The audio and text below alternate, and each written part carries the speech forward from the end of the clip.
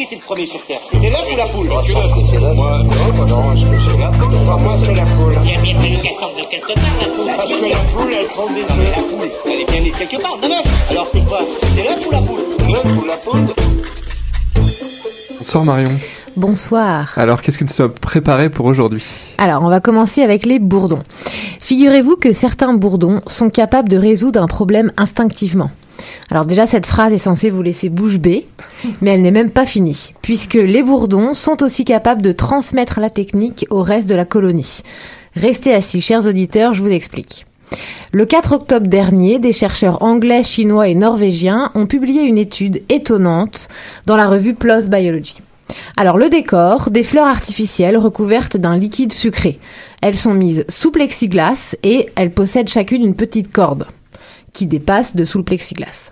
Les acteurs, 25 bourdons désireux de goûter au fameux nectar sucré.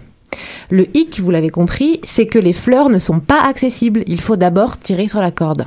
Eh bien, 2 des 25 bourdons l'ont compris aussi.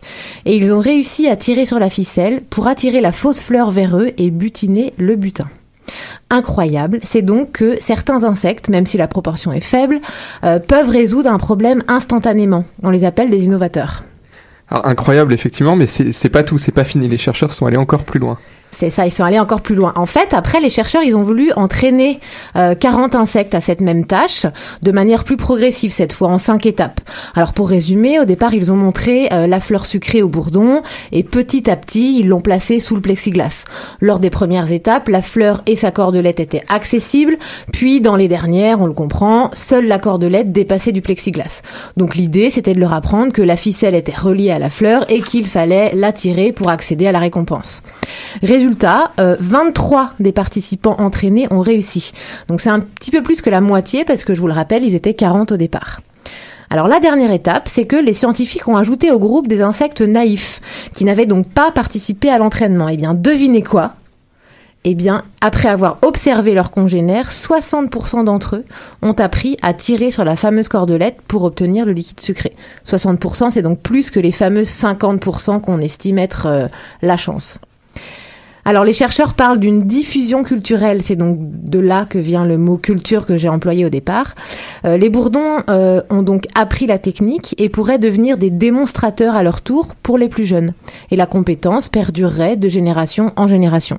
La culture chez les bourdons, ça alors. On en parle d'ailleurs tantôt avec le Centre des sciences de Montréal.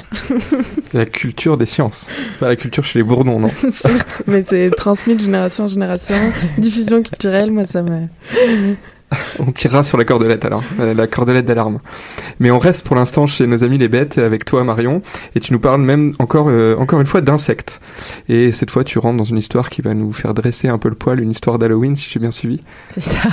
En fait je vais parler des veuves noires, les veuves noires à dos rouges, qui sont donc des araignées endémiques de l'Australie. Eh bien les femelles, on le sait un petit peu, dévorent leur partenaire une fois que la copulation est finie. Alors en fait pour accéder à la spermathèque de madame, donc la spermathèque c'est l'endroit où elle entrepose les spermatozoïdes, eh bien le mâle doit se positionner tête bêche sous le ventre de sa belle et doit donc laisser son abdomen à portée de croc. C'est donc poussé par cette position incongrue que la femelle finit par dévorer les entrailles de son amant d'un soir, alors que celui-ci dépose tranquillement sa semence. Alors pour elle, c'est un avantage puisque ce curieux repas constitue une source de nutriments et d'énergie nécessaires pour qu'elle produise et ponde des œufs. Pour le mâle, c'est atrocement cruel. Surtout qu'il y a pire, parce que la femelle possède en fait 2 spermathèques. Donc elle se reproduit généralement avec 2 mâles. Ça veut dire que l'amant blessé à mort ne sera peut-être même pas le père des petits. Donc tout ça pour ça.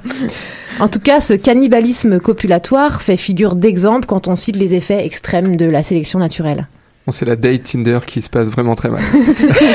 Alors là, je crois qu'il n'y a rien de pire. Mais ils ont trouvé un plan B. Voilà. Et c'est ça que tu vas nous dire. Alors effectivement, ils s'en sortent tous pas aussi mal que ça, rassurez-vous. Parce que certains ont trouvé le moyen de s'accoupler plusieurs fois en restant intacts. Alors c'est ce que rapportent des chercheurs canadiens et israéliens dans une publication qui est parue le 20 septembre dans la revue Biology Letters. Alors les scientifiques ont montré que certains mâles étaient attirés par les jeunes araignées.